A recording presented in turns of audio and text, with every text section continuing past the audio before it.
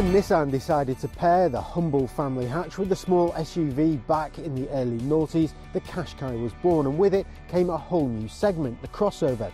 In fact, it proved so popular that other manufacturers decided to follow suit with various degrees of success. Renault, who's a brand partner of Nissan, was already in a prime position as it was able to share some of the technology and the platform to create this, the equally unpronounceable Renault Kadjar. On the face of it, the Kadjar is quite a stylish mid-sized car. It features a face that has a lot in common with its smaller crossover sibling, the Kadjar, and then working backwards, it's very much in the same camp as the Qashqai. Now, while the cabin is a nice place to be, it's safe to say that the ergonomics are just a little bit all over the show. For example, the button to activate the cruise control is down here, but it's actually operated via a button on the steering wheel. You've got your automatic stop-start over here, but your park assist is over here. Behind the steering wheel, you've got this really annoying stalk to control the radio, but down here underneath the armrest is your heated seats. It's all just a bit messy. There are a few storage bins, but it's worth noting that the cup holders are pretty shallow and you can't get a bottle in the door pockets. The seats are comfortable and supportive and fully adjustable on all but the entry-level models. Plus, the steering wheel moves in and out as well as up and down. Cabin materials do feel pretty durable, albeit a little cheap in areas. All models, bar the entry-level version, get a 7-inch touchscreen infotainment system, which is home to everything including sat-nav, DAB radio, MP3 player and Bluetooth connectivity. You shouldn't be grumbling for space either. Up front, the driver and passenger have more than enough head and legroom, but be warned, top spec models have a panoramic sunroof, which will restrict headroom ever so slightly. It's the same story in the back. 3 can sit comfortably side by side, although a raised floor will mean anyone sitting in the middle will have to share foot space.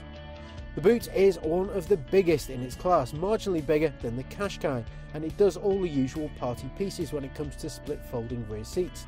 They fold down 60/40 to extend the boot space from 472 litres to 1,478 litres.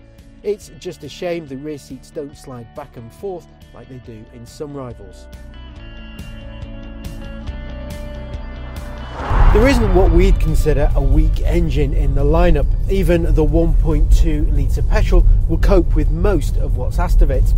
Our pick of the range is the 1.5 litre DCI, which may not set pulses alight, but it's got plenty of low range pull, so you rarely have to thrash the engine.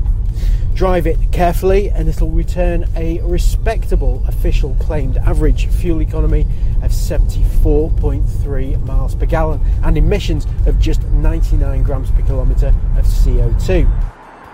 If you find yourself carrying lots of passengers, then the more powerful 1.6 litre diesel might be a better fit. That'll return an economy in the mid-60s and emissions of between 113 and 129 grams per kilometre of CO2. Now that depends on which model you go for. This version is available with four-wheel drive. Now, we recently tested the Koleos, the Kadjar's bigger brother, and found that the ride was slightly choppier than that of the X-Trail on which it's based. It's pretty much the same story here. It's not as intrusive as a Kia Sportage or Skoda Yeti, but you still feel the bumps in the road more than you would in a Qashqai. Suffice to say, we'd definitely avoid versions with the larger alloy wheels. It does handle nicely in most real-world conditions. The steering is well weighted and accurate, and the body lean is nicely controlled. It doesn't switch direction with the same gusto as a family hatch or even the Qashqai, but it's better than some rivals. Shopping around for a crossover has never been so complicated, with more brands than ever vying for your custom.